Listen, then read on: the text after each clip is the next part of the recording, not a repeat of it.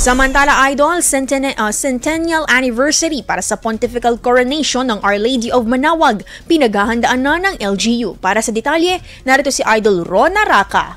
104.7 IFM Report!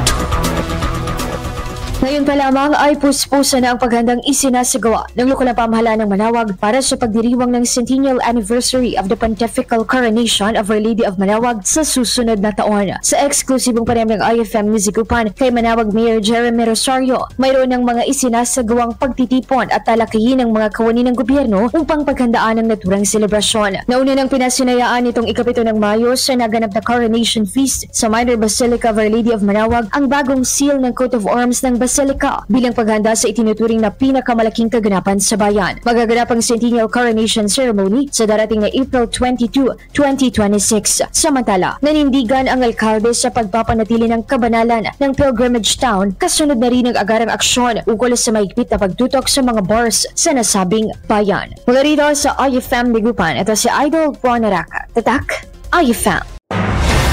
IFM News. IFM News. IFM.